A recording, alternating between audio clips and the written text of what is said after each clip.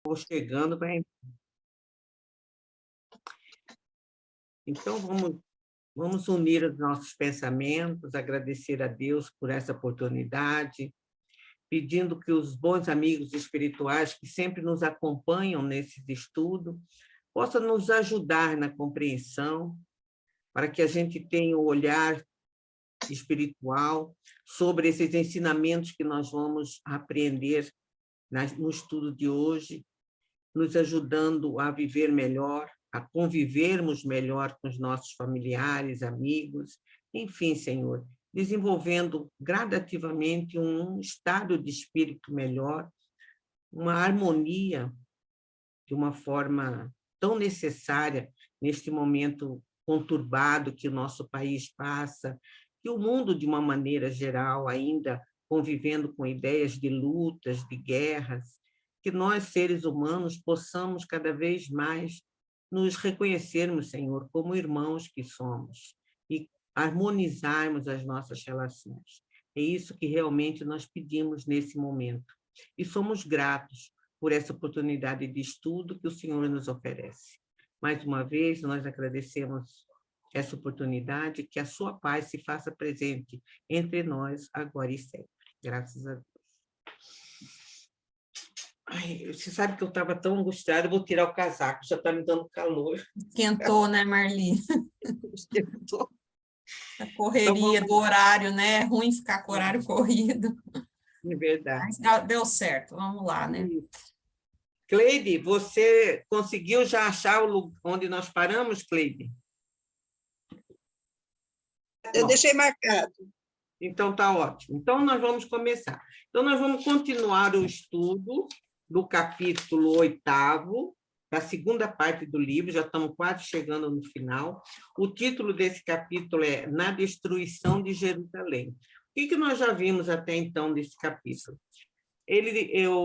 O Emmanuel nos narra os conflitos, tanto políticos, né, que existia em Roma, e os conflitos externos também em relação do poderio romano. Então, nós vimos que ele relata que num único ano tiveram 4 imperadores, né? E o primeiro desses 4 foi Galba, né? Se não me engano, Galba, Otão, depois Vitelo e, na sequência, o Vespasiano, que é justamente esse que está imperando, né, vamos dizer, governando nesse período, onde vai passar esse relato que nós vamos ver hoje. E esse Vespasiano talvez tenha sido, desses 4, o que teve um período maior, se não me engano, de 10 a 12 anos de reinado. E a gente viu que quase todos esses imperadores que passaram, eles eram militares, né? Alguns até senadores, mas todos militares. E esse Vespasiano também não fugiu à regra. Esse Vespasiano ele estava lá na África, se não me engano, quando ele foi convocado para assumir o império, ele volta para Roma e deixa o seu filho Tito lá na região da Palestina, porque estava ocorrendo aquela rebelião, aquela revolta judaico-romana, né, que foi a primeira revolução assim mais duradoura. Tiveram 3, essa foi a primeira. Ele deixa, então, lá na região de Palestina, na Judéia, o seu filho Tito, para ver se contenha, né, debela de uma vez aquela rebelião. E, para ajudar o seu filho, ele chama 3 senadores, entre eles o Públio Lentulus. Por quê? Porque esses 3 senadores conheciam aquela região, né? Aquela região. Então, falou, vou chamar para eles assessorarem o seu filho no combate aos judeus daquela região. Muito bem. O Públio aceitou o convite, né? Ele se sentiu bastante honrado, apesar dele ir um pouco preocupado por causa da filha Flávia, né? Mas ele confiava nos cuidados da Ana, que dariam a ela, e ele vai. Aquela viagem até chegar à Palestina foi uma espécie de introspecção para o senador. Ele rememorou novamente a primeira vez que ele foi, com Lívia e os filhos, né? Ele lembrou, ele não pôde deixar de lembrar do filho, que tinha desaparecido, nunca mais ele soube notícia. Eles resolveram, para os amigos lá em Roma, declarar que o filho estava morto, mas ele sabia que não. Então, essa questão do filho era uma coisa ainda muito dolorosa para ele, porque era uma coisa não resolvida. Vamos dizer que com a Lívia ele conseguiu resolver, mesmo que ele não teve oportunidade de manifestar, mas ele compreendeu que realmente a Lívia não tinha nenhuma culpa de tudo aquilo que ela foi acusada. Mas o filho não, era uma interrogação. Então, toda aquela viagem até chegar lá em Jerusalém foi motivo para ele ficar rememorando esses fatos. E quando chegou lá em Jerusalém, né, na Palestina, ele deu informações, ajudou o Tito, informações, ajuda, sugestões que foram muito bem aceitas pelo filho do imperador, o Tito, e ele ficou lá, né, vendo aquela cidade lá pegando fogo, vamos dizer assim, né? E ele sempre costumava, junto com um outro senador, o Pompílio Crasso, eles costumavam, no finalzinho da tarde, ir para os postos avançados, né? Onde estava o soldado romano. Ele ia visitar para ver se estava tudo bem. E foi, inclusive, alertado pelos comandantes que tomasse cuidado, que não era uma prática muito boa, porque havia muitos revoltosos, havia havia um perigo, né, deles fazer essa movimentação.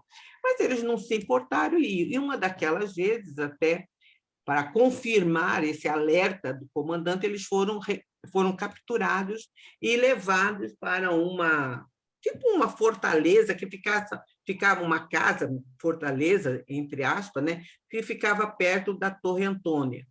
E nesse encaminhar, né, quando ele está sendo conduzido, preso, né, para esse local, também, mais uma vez, ele, sentindo a iminência, a possibilidade de ser morto, ele lembra, né, como que estava efervescente de revolta na época que Jesus foi crucificado. Logicamente que ele não se comparava, ele via que havia uma diferença. Ele lembra também da Lívia, ele fica preocupado pela filha, ele lembra que a Lívia entregou a própria vida por uma causa, então ele também se sentia da mesma situação, se bem que ele via que era muito diferente as causas romanas e a causa do Cristo. E foi com esse sentimento que ele foi chegando nesse lugar onde ele ficaria preso, né? Assim, entre aspas. E é justamente onde nós vamos começar a nossa leitura. Então, começamos assim. Foi nesse estado de espírito, surpreso com a sucessão dos acontecimentos, que atravessou longas ruas cheias de movimento, de gritos, de impropérios e de sangue. Jerusalém, tomada de assombro, mobilizava as derradeiras energias para evitar a ruína completa. Ao cabo de algumas horas, extenuados de fadiga e sede, Públio e o amigo foram introduzidos no sombrio gabinete de um chefe judeu, que expedia as mais impiedosas ordens de suplício e morte para todos os romanos presos, revidando as atrocidades do inimigo. Então, veja bem, ele vai chegar aí, né, nós vamos ver o ponto culminante, mas a gente vê assim, que numa guerra, por mais que possa ter um lado, ela nunca é positiva para ninguém, porque aquele que está no poder, Roma, por exemplo, os soldados romanos faziam miséria com os judeus. Em compensação, os judeus, quando capturavam qualquer romano, também respondia da mesma maneira. É aquilo que nós estudamos numa aula passada, né? Que era difícil para aquele povo entender a ideia do perdão.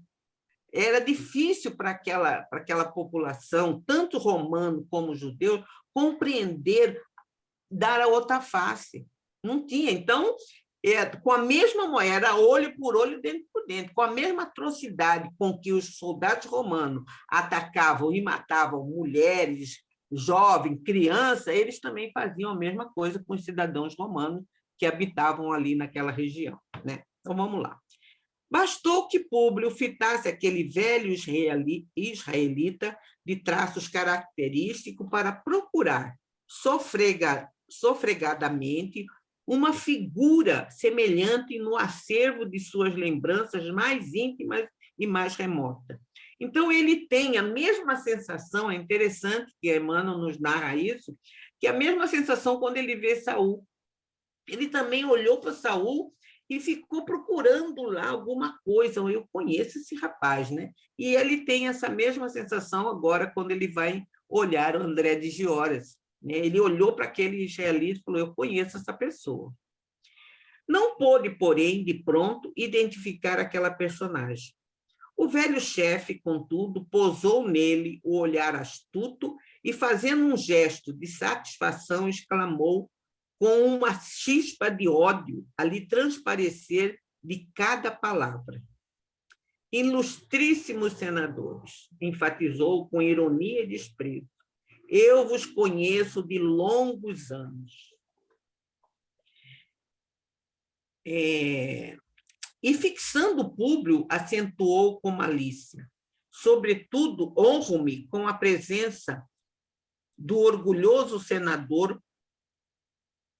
Espera um pouquinho aqui, gente. Tá. E, fixando Públio, acentuou com malícia. Sobretudo, honro-me com a presença do orgulhoso senador Públio Lento, antigo legado de Tibério e de seus sucessores nessa província perseguida e flagelada pelas pragas romanas. Ainda bem que as forças do destino não me permitiram partir para outra vida na minha velhice trabalhosa, sem que me desafrontar de uma injúria inovidável. Então, ele foi se apresentando, né? Eu já conheço vocês. Avançando para o velho Patrício, que o contemplava subitamente surpreendido, repetia com insistência irritante: não me reconheces? Então, ele estava realmente querendo provocar o Públio Lento, né? O foco dele não era nem o outro Pompílio lá, né? Era atacar o Públio Lento, era ele que ele queria... A ele que ele queria realmente... Ô Marli, e eu fico pensando, né, quantos anos que havia acontecido isso, porque, né, aqui o Públio já está com 67 anos, e lá no começo, naquele contato que ele tem inicial, né, que depois culmina com Saul, ele tinha 30, 31, 32. Então, olha, mais de 30 anos ele amargando essa vingança, né? Esse ódio pelo Públio, né? Olha só, se a gente for ver, parece que para ele é como se o tempo não tivesse passado, né? A impressão que dá aqui, né? É por isso que ele diz aqui, né? Olha só, ele quer ver quando ele diz aqui. Ah, meu Deus, cadê? Quando ele diz aqui que ele agradecia, ainda bem que as forças do destino não me permitiram partir. Quer dizer, e é interessante que a gente vai ver no decorrer que esse sentimento também alimentava o Saul. Porque eu fui olhar lá para trás, até no finalzinho do capítulo... Eu não sei qual que é o capítulo. Espera aí, deixa eu olhar aqui. No finalzinho do capítulo... Deixa eu chegar lá. Quando ele encontra o Saul, lá na casa, quando o Flamínio morreu, ele encontra o Saul, ele também tem essa sensação. É o capítulo 2 da segunda parte, e o Saul olha para ele, o Saul reconhece ele. O Saul reconhece, só que disfarça. E como que o Saul pensa? Saul, porém, eu vou ler rapidinho, ó. Saul, porém, reconhecer o seu verdugo de outrora. Reconheceu e guardou silêncio, serenando as grandes emoções no seu fórum íntimo, porque tal o pai tinha o coração mergulhado nos propósitos tenebrosos de uma vendita cruel. Então, esse sonho de vingança, esse plano de vingança era alimentado por pai e pelo filho. Tanto que o filho, quando olhou, reconheceu, mas tratou de disfarçar, é a mesma coisa. Então, agora chegou o momento, vamos dizer assim, que ele realmente... Espera aí, gente, onde eu estou? Eu fui virar lá, me perdi. É o André de Gioras, né? Que é o pai, né? Que a gente está falando do André, né, Marli? O Espera pai. aí, E preciso me achar. ele... E você vê, né, gente, como que uma ação lá do senador orgulhoso, né, que tinha que mostrar serviço, vamos dizer assim, né, quando ele manda prender o Saul. Então, como que isso repercutiu aqui ao longo de tantos anos, né? Eu acho que não foi nem querer mostrar serviço. Ali era o orgulho dele. Sou um senador romano. Roma tomava conta do mundo na época, né? Mas muito mal. O problema era esse. Era tudo voltado para a maldade. Era aquele orgulho, tá? Aquela vaidade. Então, isso aí, tudinho, foi que levou à desgraça também de Roma, né? Sim. No contexto geral, porque todos eles foram morrendo, foram traídos, foram, né? A gente sabe que isso não se mantém, né, Malu? Esse tipo de comportamento não se mantém por muito tempo, é transitório esse poder aí, né? O nosso próprio orgulho, né, gente? Vai acontecendo as coisas com a gente e a vida vai nos mostrando, né? As dores vão nos mostrando, né? É bem isso mesmo. Então, vamos lá. Aí ele pergunta, não me reconheceis? O senador, porém, tinha um semblante a evidenciar o seu penoso abatimento físico em face daquela rude provação da sua vida. Debalde encarava a figura franzina e maquiavélica de André de Gioras, agora com elevado ascendente nos trabalhos do tempo famoso, em vista da fortuna que conseguira amealhar. Um outro traço que me chamou bastante atenção, tanto do pai como do filho, eles valorizavam muito dinheiro, né? A posse, né? Verificando a impossibilidade de ser identificado pelo prisioneiro, cuja presença ali mais o interessava e que lhe respondera a todas as perguntas com um silencioso gesto negativo, o velho judeu retornou com sarcasmo. E o Públio Lento, talvez até inconscientemente, irritava mais ele, né? Porque não respondia nada, né? Quer irritar uma pessoa que está te provocando é você não entrar na faixa vibratória dele. E ele só respondia meneando a cabeça, né? Aí ele diz aqui, Públio Lento, sou André de Gioras, o pai a quem insultaste um dia com o excesso da tua autoridade orgulhosa. Lembra-te agora? Então, aí agora não tinha mais como negar, né? O prisioneiro fez um sinal afirmativo com a cabeça. Vendo, porém, que o seu atrevimento não o intimidava, isso estava incomodando o André, né? O comportamento, vamos dizer assim, controlado do senador, né? O chefe de Jerusalém insistia exasperado. E por que não te humilhas neste momento diante de minha autoridade? Ignoras, porventura, que posso hoje decidir dos teus destinos? Qual a razão por que não me pedes comiseração? Então, na verdade, é aquilo que a Malu... Ele queria humilhar, né? A ideia do Vingador, ele quer humilhar. Como ele se sentiu humilhado, ele, André de Gioras. Não, e quem detém o poder tem orgulho e tem vaidade, né? Sim. Então, ele quer ficar por cima sempre, né? Tanto porque... o Públio foi na época do filho dele, né? Que ele pegou, mandou jogar o menino na prisão, né? Como foi também, agora como é também o André de Gioras. Ele está fazendo a mesma coisa que o Públio fez. Exatamente. Mas, então, o Vingador, ele quer que a outra parte sinta como ele se sentiu humilhado. Porque quando ele foi lá conversar com o Públio Lento, ele mesmo fala, aqui eu estou diante de um senhor, um pai, eu venho me humilhar. Então, qual foi a resposta do Públio? foi dura, né? Não, o que você está pensando? Você que não cuidou do seu filho, quem que mandou você? Que educação que você do público ainda dá um sermão para ele, né? Assim, ainda puxa a orelha dele. Você que não soube educar seu filho para o seu filho fazer isso, né?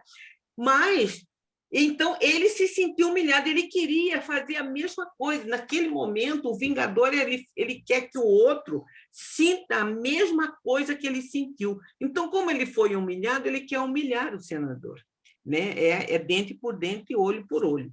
Aí o que ele diz aqui? Públio estava exausto.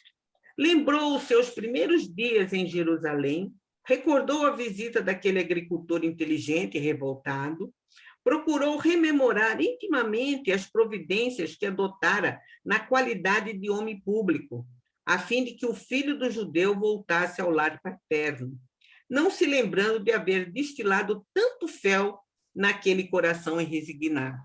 Olha só, gente, é o tal negócio, né? A gente que tem um ditado popular que quem sente é quem apanha, né? Então, ele, na cabeça dele, ele achou que ele não foi tão duro como ele estava sendo. Mas, para o olhar do André, que estava na posição de humildade, sentiu. Agora, o André... O ditado na minha terra, Marli, é quem apanha lembra, quem bate esquece.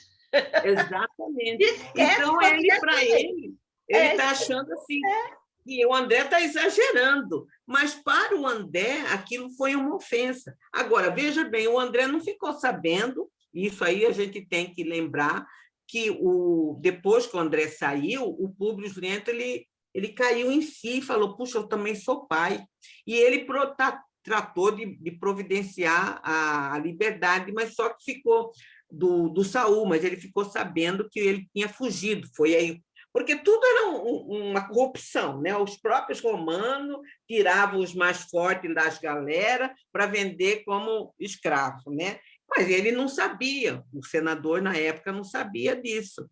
Então achou que ele tinha fugido, que ele ia voltar para casa, né? E ficou descansado, mas não foi o que aconteceu, né? Deliberara nada dizer diante da sua figura exasperada e truculenta, atendendo às suas íntimas disposições espirituais. Mas, em face da ousada insistência, sem abdicar as antigas tradições de orgulho e vaidade que o caracterizavam noutros tempos, olha só essa expressão, noutros tempos, ele ainda continuava, mas não tinha essa mesma força, toda aquela dor da perda da Lívia, da perda dos amigos, né? Da morte do Agripa, a cegueira da filha, tudo aquilo, a dor já estava fazendo um trabalho de, vamos dizer assim, de amolecer um pouco esse orgulho, essa vaidade que era própria do senador, né? E como se desejasse demonstrar desassombro em tão penosa circunstância, replicou, afinal, com energia. Se vos julgais aqui no cumprimento de uma obrigação sagrada, acima de qualquer sentimento particular e menos digno, não espereis que vos peça comiseração pelo fato de cumprires o vosso dever. Ele foi altivo. Bom, se você tem um ato a fazer, você faça. Eu não vou pedir clemência, né? Aí, André de Gioras franziu o sobrolho, exasperado com resposta imprevista, andando de um lado para outro no amplo gabinete, como se estivesse a cogitar o melhor meio de executar a tremenda vingança. Aí, gente, eu quis ir lá no Evangelho, porque, olha só, eu achei tão interessante, no Evangelho, no capítulo 12, item 9, tem aqui um tema, a vingança. Olha só o que diz aqui, bem no comecinho, eu não vou ler todo, mas eu vou ler esse início dessa mensagem. Essa mensagem é de Jules Olivier. A vingança, diz aqui no Evangelho, é um dos últimos resquícios dos costumes bárbaros que tende a desaparecer dentre os homens. Assim espero. A vingança é um dos derradeiros vestígios dos hábitos selvagens sobre os quais se debatia a humanidade no começo da era cristã. nós não estamos estudando, é o início da era cristã. Deve estar em 69, 70. Então, quer dizer, esse sentimento da vingança é uma herança que nós ainda trazemos lá daquele tempo, né? E é por isso que a vingança constitui indício certo do estado de atraso dos homens a que a elas se entregam e dos espíritos que ainda a inspiram. Quer dizer, o ato, o desejo de vingança é vamos dizer assim, um vestígio, é um resquício dessa era bárbara, que tem lá, ele cita aí na mensagem, lá no início da era cristã, bem no momento que nós estamos estudando esse caso aqui do livro Há 2000 anos, né? Continuando. Eu estou dando uma corridinha para a gente não atrasar muito, mas fiquem à vontade, tá, gente, de falar alguma coisa, de fazer uma interferência, que é muito bom. Isso contribui bastante para os nossos estudos. Bom, depois de alguns momentos de sombrio silêncio, como se houvesse chegado a uma solução condigna dos seus trigríneos projetos, chamou com voz soturna um dos guardas numerosos, ordenando: vai depressa e dize a Ítalo, de minha parte, que deve aqui estar amanhã, às primeiras horas, de modo a cumprir minhas determinações. Olha só, ele ficou pensando, e aí, como esse homem não vai me pedir perdão? Esse homem não vai pedir clemência. E ele, então, ficou pensando de que maneira poderia atingir esse homem. Porque tudo até então, a vingança dele não estava surtindo o efeito que ele esperava. Ele não estava conseguindo humilhar aquele homem. Então, ele ficou, aí manda chamar o Ítalo, né? E futuramente nós vamos ver quem que é o Ítalo, né? Já dá para a gente imaginar. Enquanto o emissário saía, dirigiu-se aos 2 prisioneiros nesses termos: a queda de Jerusalém está iminente, mas darei a última gota de sangue da minha velhice para exterminar as víboras do vosso povo. Vossa raça maldita veio cefar-se na cidade eleita, mas eu exulto com a minha vingança em vós ambos, orgulhosos dignatários do império da impiedade e do crime. Quando se abrirem as portas de Jerusalém, terei executado meus implacáveis desígnios. Então ele falou: bom, Jerusalém está caindo, tá? Mas eu vou me vingar. Vocês, a minha vingança através de vocês será como se é a minha forma de atingir Roma, né? Porque tinha ali o patriciado, senadores. Então, mesmo que Jerusalém caia, mas eu me vingarei na figura de vocês dois. Calando-se, bastou um gesto para que os 2 amigos fossem atirados numa enxovia, uma espécie de masmorra, né? Enxovia escura e úmida, onde passaram uma noite terrível e de conjunturas dolorosas, trocando amarguradas confidências. Na manhã seguinte, eram chamados à prova suprema. Já se ouviam na cidade os primeiros rumores das forças romanas vitoriosas, entregando-se ao terror e ao saque da população humilhada e inerme. Olha só, então, aqui a gente vê que os romanos eram bastante cruéis, né? Então, por isso que a gente até entende essa... Porque, afinal de contas, aquela terra era dos judeus, o romano estava lá e fazendo barbaridade, né? Então, realmente, a gente, olhando de fora, a gente fala: puxa vida, mas que crueldade. Mas se a gente estivesse lá, a gente deveria sentir realmente também a mesma coisa, né? Venha na minha terra, toma a minha terra.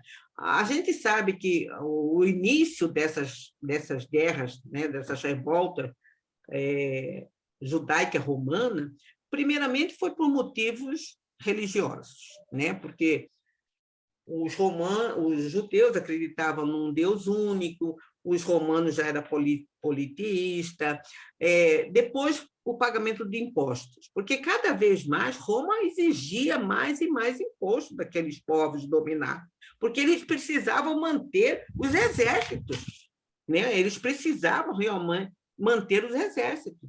E depois também para matar os próprios romanos invasores. Então, tinha motivo de sobra para aquela revolução. Bom, mas tudo bem, vamos lá. Por toda parte, o êxito precipitado de mulheres e crianças em gritaria infernal e angustiosa. Mas, naquele casarão de grossas paredes de pedra, refugiara-se considerável número de chefes e combatentes para a resistência suprema. Públio e Pompílio foram conduzidos a uma sala ampla, de onde podiam ouvir os ruídos crescentes da vitória das armas imperiais. Depois de lances dramáticos e cruentos, em tanto tempo de terror, de rapina e de luta. Todavia, ali, naquele compartimento espaçoso e fortificado, tinha à frente centenas de guerreiros armados e alguns chefes políticos da resistência israelita que os contemplavam. Gente, eu estava lendo isso aqui, eu leio e eu fico imaginando a cena. Vocês imaginam o ambiente e que eles estavam ali envolvidos? Quer dizer, de um lado, eles escutavam fora a gritaria de mulheres, de crianças, o soldado romano fazendo suas misérias, o som chegando, aqueles chefes israelitas olhando para ele com todo ódio, com toda raiva.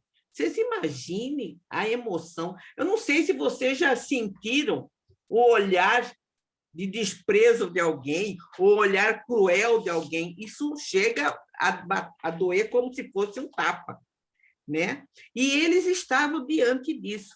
Aí eu fui lá no capítulo 16 da Gênesis, que trata dos fluidos, e lá naquele capítulo que trata da qualidade dos fluidos, ele diz aqui: os fluidos, sendo os fluidos o veículo do pensamento e podendo este modificar-lhe as propriedades, quer dizer, o pensamento tem a capacidade de modificar o fluido, né? A atmosfera, o ambiente. É evidente que eles devem achar-se impregnados das qualidades boas ou más dos pensamentos que o fazem vibrar, modificando-se pela pureza ou impureza dos sentimentos. Os maus pensamentos corrompem os fluidos espirituais, como os miasmas deletérios corrompem o ar respirável. Então, eu imagino que aquele ambiente, aquele olhar, né, daqueles chefes, olhando para aqueles dois, cheio de ódio, cheio de raiva, aquela gritaria vindo do lado de fora daquelas paredes, nossa, devia ser um ambiente cruel, né? O próprio medo, por mais que eles tivessem se preparado para morrer, os dois senadores, mas tinha angústia. Como que eu vou morrer? Quer dizer, imagine, então, isso tudo, eles dois e aquele grupo todo mergulhado num ambiente pestilento, podemos dizer assim, né? Continuando. Diante do avanço vitorioso das legiões romanas, era de notar a inquietação e o pavor que dominava todos os semblantes, mas havia o interesse geral pelos dois prisioneiros importantes do Império, como se eles representassem o último objeto em que se pudesse cevar o ódio e a vingança. Então, apesar do medo, do receio, eles queriam, através daqueles dois, vamos dizer assim, matar toda a sede de vingança que havia naqueles corações, né? Modificando, todavia, aquela situação indecisa, André de Gioras tomou a palavra em voz estranha e sinistra, que retumbou por todos os ângulos da casa. Senhores, estamos chegando ao fim da nossa desesperada defesa, mas temos o consolo de guardar dois grandes chefes da amaldiçoada política de rapina do Império Romano. Um deles é Pompílio Crasso, que começou a sua carreira de homem público nesta província desventurada, inaugurando um longo período de terror entre os nossos compatriotas infelizes. O outro, senhores, é Públio Lentulus, orgulhoso legado de Tibério e de seus sucessores na Judéia humilhada de todos os tempos, que escravizou nossos filhos. Aí ele lembra novamente do filho escravizado, que escravizou nossos filhos, ainda jovens, e organizou processos criminosos em todas as zonas provinciais, fomentando o pavor de nossos irmãos perseguidos e flagelados, lá da sua residência senhorial da Galileia. Pois bem, antes que os malditos soldados da pilhagem imperial nos aprisionem e aniquilem, cumpramos nossos desígnios. Então, estava chegando a hora, né, para os dois. Todos os presentes ouviram-lhe a palavra como se fora a ordem suprema de um chefe a quem se devesse obedecer cegamente. Os dois senadores foram, então, amarrados com pesadas peças de ferro aos postes do suplício, sem liberdade para qualquer movimento, restringindo suas expressões de mobilidade aos olhos silenciosos e serenos no sacrifício. Nossa vingança, voltava o Odiendo israelita a explicar, deve obedecer ao critério de antiguidade. Eu fico imaginando assim, a frieza, né? Ainda tem um ritual, né? Ainda tem o mais antigo para depois o mais novo, né? Olha, assim, é uma organização sinistra, né? Primeiramente, deverá morrer Pompílio Crasso, por ser o mais velho, e para que o vaidoso senador Públio Lentulus compreenda o nosso esforço para eliminar a vitalidade do seu império maldito. Então, vou matar um, mas o outro vai ver, vai enxergar, né? Pompílio fitou longamente o amigo, como se estivesse fazendo suas despedidas angustiosas e mudas na hora extrema. Nicandro, esse trabalho te compete, exclamou André, voltando-se para um dos companheiros. E, dando ao vigoroso soldado uma espada sinistra, acrescentou com profunda ironia: tira-lhe o coração para o amigo que deverá conservar a cena de hoje na sua memória para sempre. Gente, é muita crueldade, né? Mas a gente também... Esse também é filho de Deus, né? Vamos lá. Ali, sabe lá se não era nós que estávamos lá fazendo isso, hein? Quem vai dizer? Provavelmente, né? Eu costumava brincar, às vezes, no serviço, quando a gente estava cheio de... aquela agência bancária cheia de gente, de clientes saindo por ladrão, gente xingando a gente, brigando. Eu falava para o pessoal, os colegas, sabe quem que nós somos? Nós somos aqueles que escolheu Barrabás. Aí eu falava, nós somos aquele que na hora que falou, quem que vocês escolhem? Jesus e Barrabás, agora nós estamos aqui no meio, e o pessoal xingando, brigando. Falei, agora nós temos que aguentar firme. Né? A gente brinca, mas a gente sabe, né, que, sei lá, essas atitudes bárbaras, assim, né, ainda é... Muita coisa nós fizemos, graças a Deus que a gente esquece, né? Graças a Deus que nós temos a misericórdia divina do esquecimento, graças a Deus. Mas dizem que aquilo que nos causa horror, que a gente olha aquilo assim, diz, meu Deus, como pode acontecer isso? Nós já fizemos. Pode ser, realmente. Né? Tanto que aquilo... Oi? Não, eu ia só comentar, mas você estava falando, termina de falar o que você ia dizer. Não, pode... Não, eu só ia comentar aqui que você vê, né, todos nós temos proteção divina, né, para que, né, somos protegidos aí pela espiritualidade, mas você vê que chega um ponto, né, de uma questão da lei de ação e reação mesmo, né, aqui nesse momento, né, é como se assim, porque eu fiquei me questionando isso, né, eles vão ser presos, eles vão, né, tudo que vai acontecendo de acordo com essa descrição aqui. Quer dizer, então, chega um ponto que há uma justiça, né? A coisa ocorre a esse nível, vamos dizer assim, né? É a lei de causa e efeito, né? Causa e efeito, sabe? Quer dizer, não tem uma proteção, não tem como o pessoal fala, um livramento, né? uma forma diferente aí. Chega um momento que a gente nota isso aqui nos acontecimentos, né, do tamanho da brutalidade, né, o que, né, como uma coisa se comporta aqui, né, e de outra forma a gente tem muita proteção, né, quantas situações em risco talvez a gente passou, né, que poderia ter um risco, e nós temos, né, essa proteção, mas aqui eles ficam completamente suscetíveis, não é? É uma coisa assim de você pensar, né?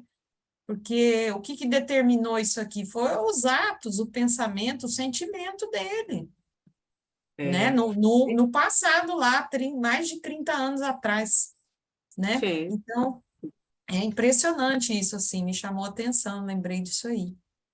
E a gente vê assim que é uma coisa muito, apesar dele dizer aqui que os dois ali estão representando Roma, que eles vão se vingar na figura dos dois, como se estivesse vingando Roma, mas há sempre uma preocupação do André de Giores em atingir o Públio Lento, né? Sempre. Ele nunca conseguiu, por exemplo, ele vai matar um para ficar de uma forma cruel, para que aquela lembrança, ele vai assistir para aquilo ficar para sempre na sua memória.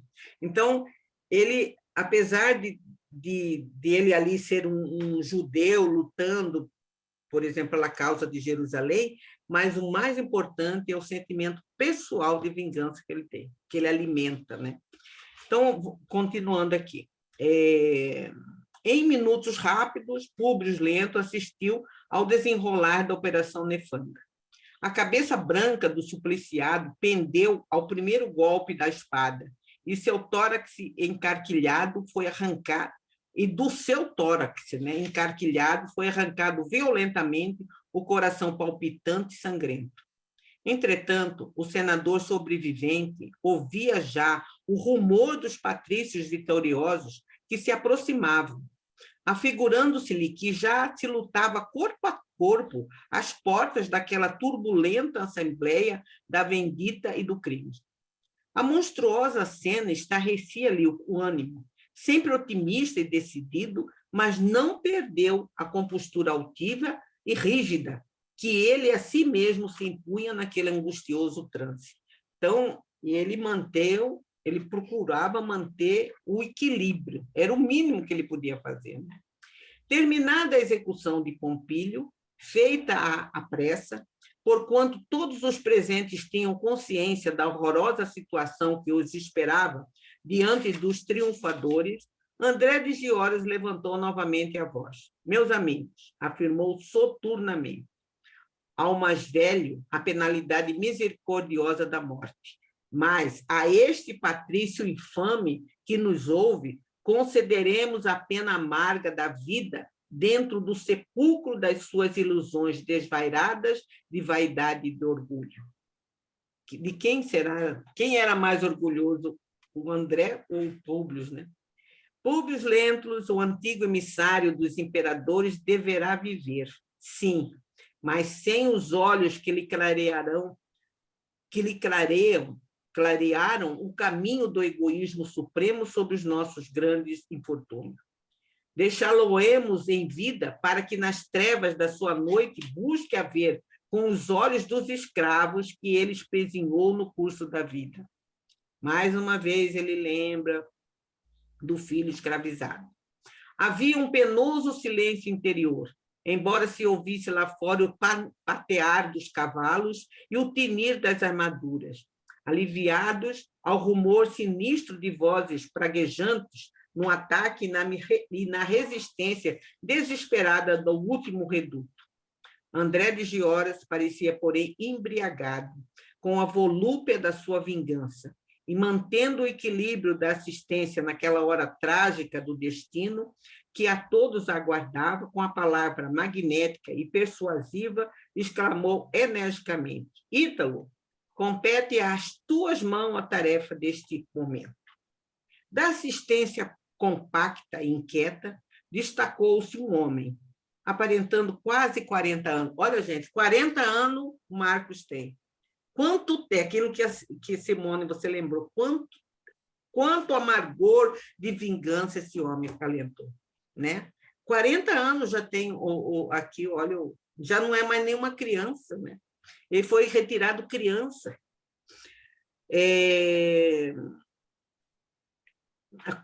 Destacou-se um homem aparentando quase 40 anos de idade, surpreendendo o senador pelos seus traços finos de patrício. Seus olhares encontraram-se e ele supôs descobrir naquela alma um laço de afinidade estranha e incompreensível. Ítalo? Aquele nome não lhe recordava alguma coisa das proximidades da sua Roma inesquecível? Por que motivo estaria ali aquele homem, evidentemente de sangue nobre, combatendo ao lado dos judeus amotinados e intoxicados de ódio? Por sua vez, o verdugo, indicado pela voz soberana de André, parecia inclinado à ternura e à piedade por aquele homem velho e sereno, de mãos e pés amarrado ao poste da injúria, como que hesitava sobre se devia cumprir o sinistro e despiedado desígnio do seu chefe. Daí a minutos, surgia de uma porta larga e sombria um guerreiro israelita trazendo uma ampla bandeja de bronze, uma lâmina de ferro incandescente, cuja ponta aguçada repousava entre brasas vivas. Então, aqui nós vamos parar. E você sabe, gente, nós estávamos conversando... Ô, Marli, eu notei que eu interrompi bem né, no momento que ia acontecer a cena aqui, né? Ficou aquela cena dos próximos capítulos mesmo, né? Porque exatamente né, a situação aqui, o desfecho, né? Já Sim. Pensou? Gente, e você sabe Oi, Ana. A Ana está aí, abriu o microfone. Oi, desculpa, eu não dei boa tarde para não incomodar, tudo bem, meninas? Não, tudo bem, que bom que você está aí. Quanto tempo? Saudade. Saudade. Hoje Olha deu para dar uma só, escapada. Você ainda sabe, bem. gente, que eu fiquei, quando eu estava estudando isso aqui, me preparando aqui para a nossa aula, me veio na cabeça assim, gente, olha, quanto tempo passou esse homem, alimentou esse sentimento, esperou, e olha, você vê que nesse momento ele não está mais preocupado com os...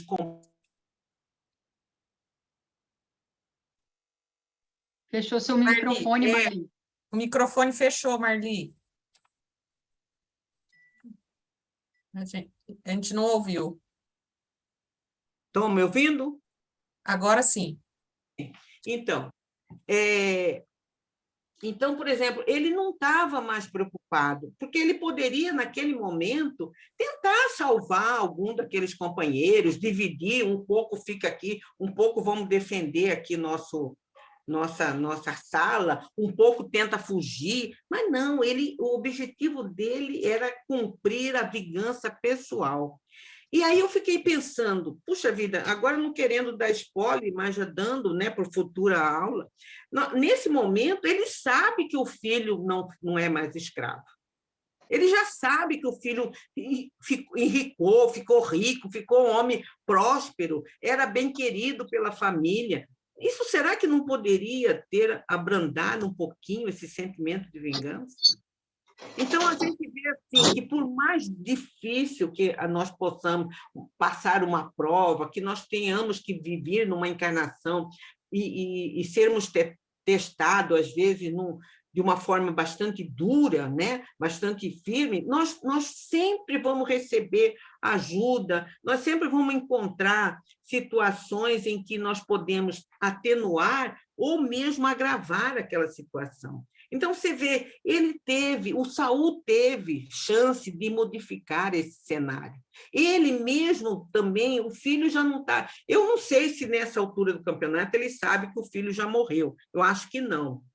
Mas ele sabia que o filho foi liberto, que o filho se tornou rico, que o filho podia ir e vir em Roma livremente, que era bem querido, que era bem aceito pela família. Enfim, isso não poderia ter... Será que ele não podia ter um outro caminho? Será que ele não podia ter abrandado um pouco esse sentimento de vingança? Né? Você vê, né, Marli? O que falta aí é uma convicção, um conhecimento, um esclarecimento, né? Porque Senão o espírito, a pessoa, ela não sai daquela convicção dela. Se ela não tem, por exemplo, como a gente aqui que estuda, que vê uma doutrina baseada, né, no amor do Cristo, seguindo ali, né? Então, a gente vê a importância de perdoar, a questão da reencarnação, porque imagina agora, né, ele se vingando. O próprio André, né, ele está piorando a condição dele também, porque ele vai ter que prestar contas aí dessa, né, perante uma justiça divina, né, dessa situação que ele agora está também, né, infringindo, né, aquela história do escândalo, né, o escândalo há de vir, mas ai de quem?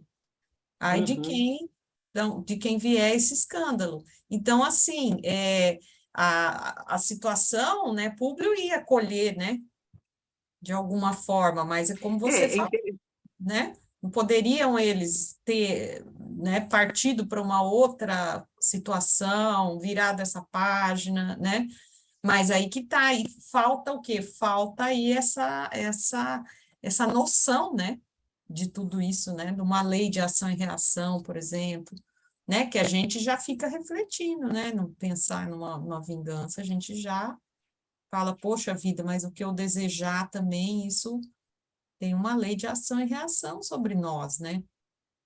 Então, Mas porque o Vingador, no caso do André, a gente vê isso muito claro. O Vingador, ele se coloca no lugar de Deus. Ele se muito põe... orgulho, né, Marli, né? É muito orgulho isso. Ele se coloca nessa posição de ele vai determinar o destino. É a justiça, né, com as próprias mãos, né, Marli? Exatamente. Não vai aguardar a justiça divina, ele não tem essa noção, nem tem essa noção, né, de que... Não, um dia, né, vai acontecer. Às vezes você vê que tem um dito popular, né, que fala: a justiça de Deus tarda, mas não falha. E realmente é uma verdade, quer dizer, acontece, tenha calma, né? Mas o Vingador, ele se incorpora na figura de Deus, é ele que vai determinar o castigo. Né? Esse é o sentimento do Vingador, né? da pessoa que quer vingar. Eu que vou determinar, eu vou esperar Deus? Eu vou esperar... Não. Eu vou realmente fazer a justiça. Aquilo, a gente vê isso muito dentro da obra de André Luiz, eu não sei qual livro, não sei se é uma Libertação, né? Que é aquele onde o Gregório vive, né? Uma cidade, uma região, em que eles que fazem a justiça, eles que determinam as penas para as pessoas. Não que as pessoas que estejam lá são todas as que vão ser julgadas por eles, são tudo santinhos, são vítimas, mas não, eles se julgam na posição de justiceiros. Né? A gente vê muito na mesa mediúnica, né? Isso que eu ia falar, Ana, você tirou a palavra da minha boca. Exatamente. Os obsessores, né, eles querem fazer justiça com as próprias mãos. É isso que eles querem fazer, né? Os obsessores. Né? E aí, no mundo espiritual, aí, por exemplo, desencarna Públio, enfim, né? Aqui, Públio, a gente vê que ele já foi cristianizado, ele já sofreu essa influência, né, da doutrina do Cristo, então talvez ele já se desprendeu um pouco aí desses valores, né? Mas vamos supor aquele próprio Saul, que foi assassinado lá pelo feiticeiro, né? Que foi envenenado, né? Como é que é?